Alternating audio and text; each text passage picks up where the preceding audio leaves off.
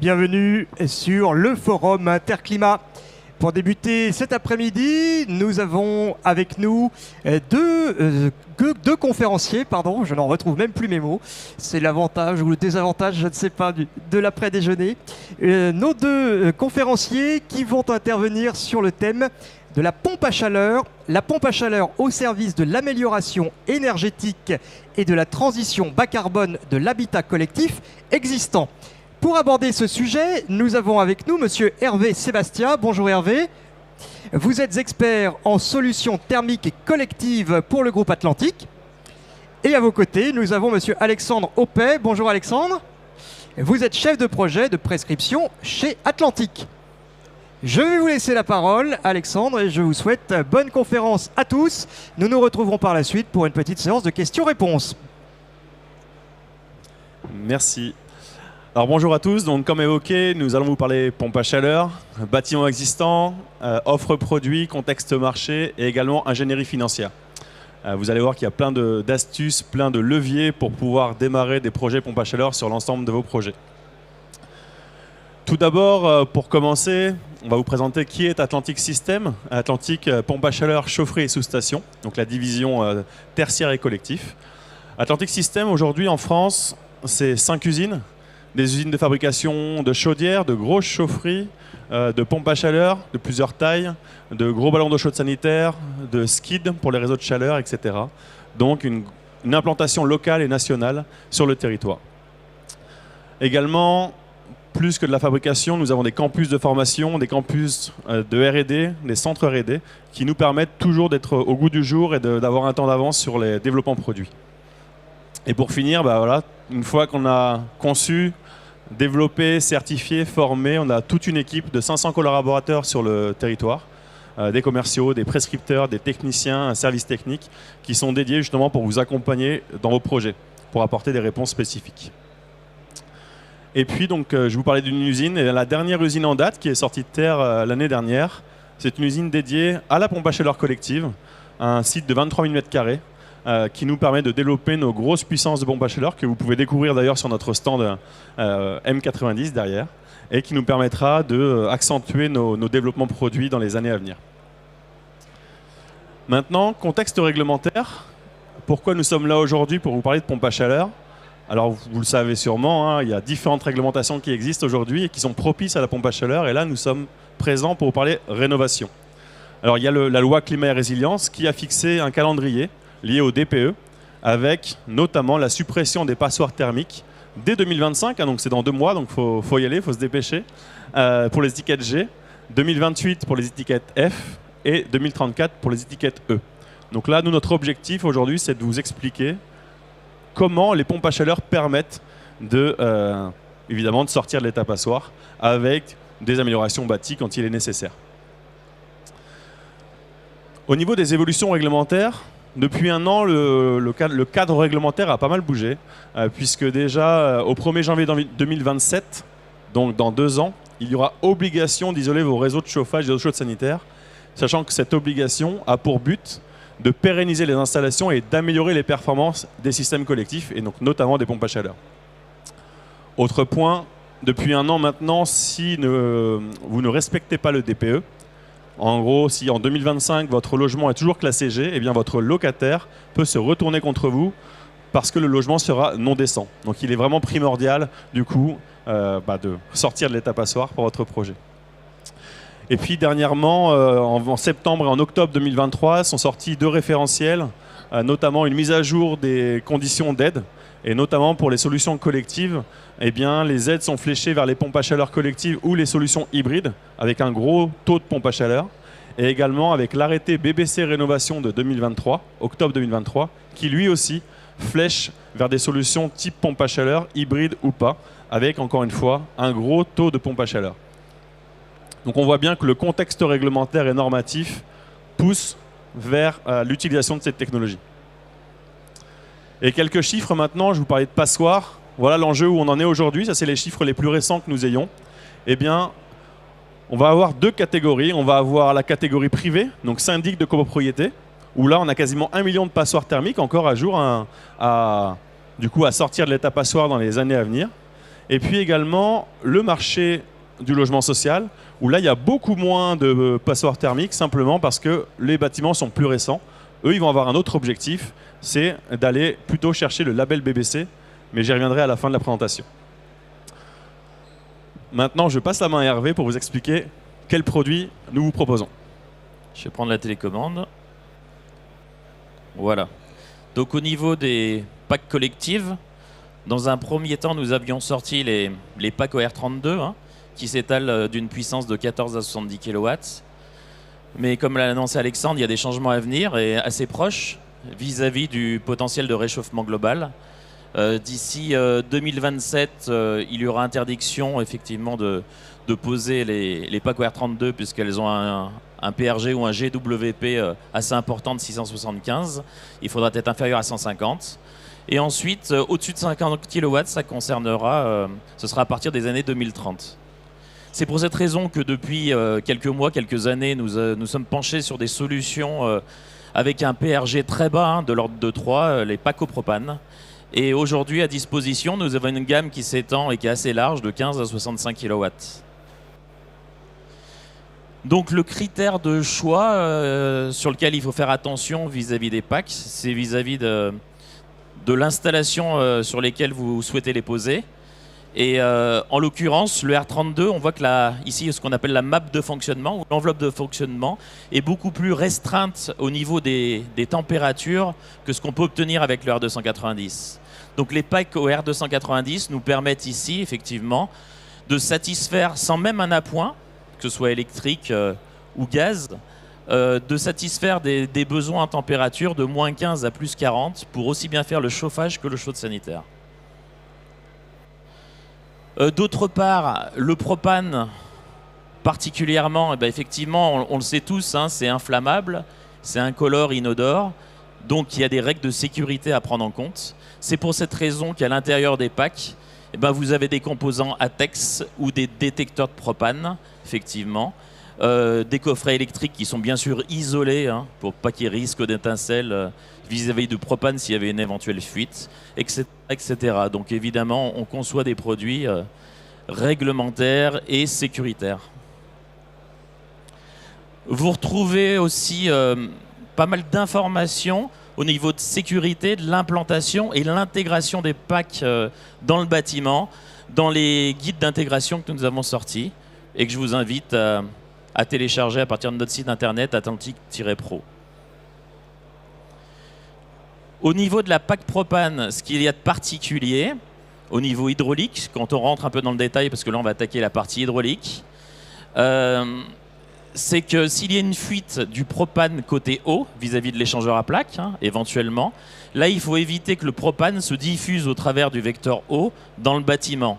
Donc dans ce cas-là, on met en place évidemment un purgeur d'eau qui sert habituellement à chasser l'air quand on remplit son réseau en eau.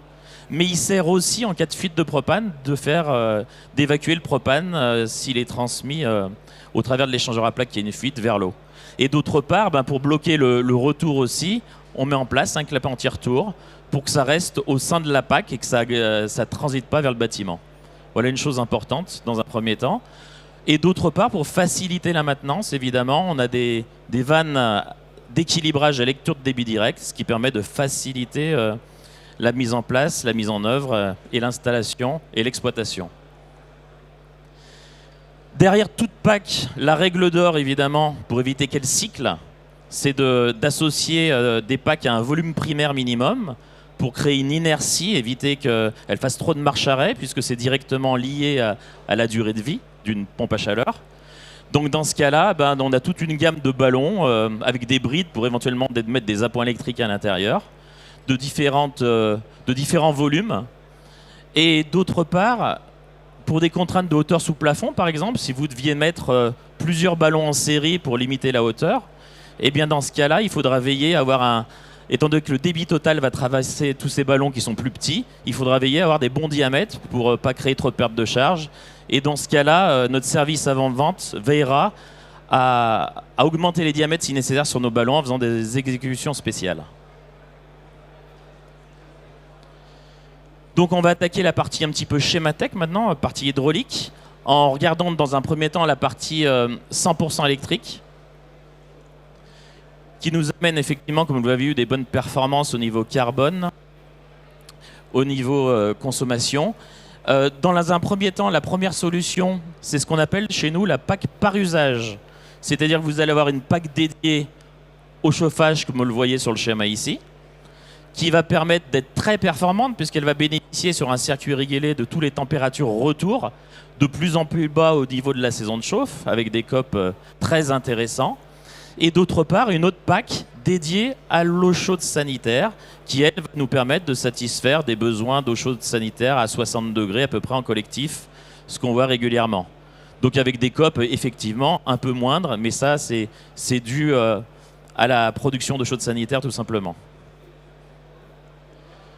Une autre solution aussi, on peut le faire avec des packs propane, toujours en chauffage.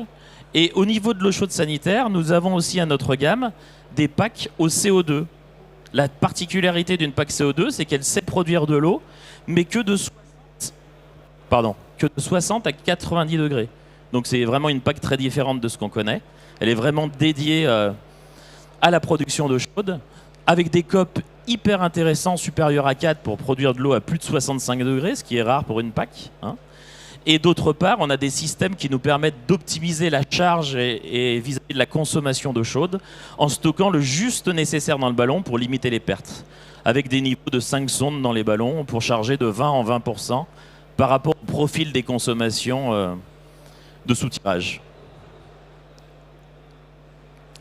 Alors une autre solution, où là on vise plus forcément la performance optimisée, mais là c'est plutôt le coût optimisé, où avec une seule PAC, on va pouvoir satisfaire autant les besoins de chauffage que de chaude sanitaire. Donc toutes ces solutions sont disponibles au travers de nos schémas tech, où là vous avez des schémas vraiment de principe, et quand vous irez consulter nos schémas tech, là il y a des schémas hydrauliques bien plus détaillés.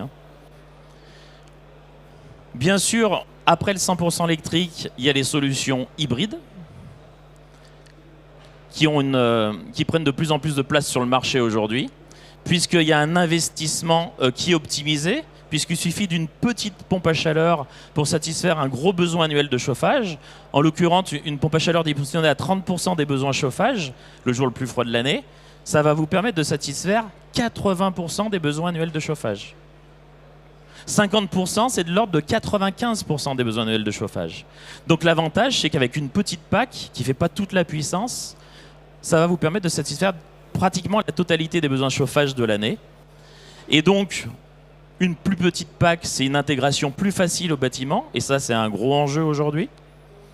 Et d'autre part, eh bien, vous aurez aussi effectivement deux énergies à disposition, le gaz et l'électricité. Vu la fluctuation aujourd'hui sur le marché un peu des énergies, eh bien, ça permet de jouer sur l'un ou sur l'autre avec des régulations appropriées. Donc dans un premier temps, l'hybridation, comment ça se passe? Là, on vous a mis en face un schéma de principe traditionnel où on voit une chaufferie alimentée par une chaudière qui alimente tout simplement un réseau radiateur, un réseau d'eau chaude sanitaire. Comment aller hybrider le système? Eh bien, sur le chauffage, bien évidemment, il ne faut pas les prendre le retour à n'importe quel endroit du chauffage. Il va falloir le reprendre avant la 23 voies, là où on a le débit continu et constant du réseau radiateur avec les retours les plus froids. C'est de cette façon qu'on va optimiser la performance de la PAC. Et d'autre part, sur l'eau chaude sanitaire, eh bien, on va les prendre sur le retour de l'échangeur à plaques. Là, on aura des retours fluctuants selon si l'échangeur à plaques produit de l'eau chaude sanitaire, s'il maintient la boucle en température, etc., avec des températures vraiment fluctuantes. Et ce qui veut dire qu'on a mis en place finalement une 23 voies, puisque la PAC, pendant la période hivernale, va fonctionner sur la loi d'eau des radiateurs, donc avec des températures de plus en plus basses, des COP de plus en plus importants. Et pour ne pas pénaliser le COP de la PAC sur cette période, on va finalement faire revenir les retours OCS que si leurs retours sont suffisamment bas, c'est-à-dire lorsqu'ils sont en phase de chauffage de l'eau chaude à 10 degrés jusqu'à 60. Et non pas dans des phases de bouclage d'eau chaude sanitaire, de maintien en température de bouclage. Voilà, comme vous l'avez compris, donc pendant l'hiver, on profite de retours vraiment très basses températures. Et l'été, on ne va pas s'en priver. Là, on va essayer de maintenir des taux de couverture assez importants en mettant la PAC d'une façon automatique au basculement été-hiver à sa température maximale, voire à la température primaire de l'échangeur à plaques, pour produire au maximum et satisfaire au maximum l'eau chaude sanitaire, sans même avoir besoin parfois de mettre en route la chaudière sous toute la période estivale. Alors on a vu la solution Hygiatherm anti-légionellose, vous avez la même solution avec un stockage sanitaire et non pas un stockage primaire. Voilà, c'était un extrait un petit peu de quelques schémas de nos schématech. Vous en avez beaucoup d'autres dans nos outils de prescription, schématech, les guides d'intégration qu'on a vus. Vous avez aussi évidemment des guides de saisie pour la réno. Ça marche plus. Ah, c'est ma main. Elle est trop basse. Voilà, des CCTP type, pardon, cahier des charges, pour vous aider, vous, prescripteurs, à plus facilement intégrer nos produits dans vos cahiers des charges. Des outils de dimensionnement, fiches acoustiques, et puis les fameux fichiers qu'on nous demande pour intégrer sur vos schémas AutoCAD nos produits parfois. Je vous remercie, je passe la main à nouveau à Alexandre. Donc du coup, vous avez vu un petit peu comment on peut procéder pour faire de la PAC, du par usage, du double service, de l'hybride ou pas, avec de l'appoint gaz, de l'appoint électrique ou du 100% thermodynamique. Maintenant, on va vous présenter les leviers économiques qui sont disponibles et qui sont du coup à votre disposition pour financer vos projets de pompe à chaleur. Et ils sont nombreux et surtout, ils sont conséquents. Alors, on va les classer en 3 grandes familles. Il va y avoir les aides pour les syndics de copropriété, donc pour le parc privé. Rappelez-vous, hein, c'était 1 million de logements en passoires thermiques. Il faut bien avoir ça en tête. Des passoires qu'il va falloir éliminer dans les 3-4 années à venir.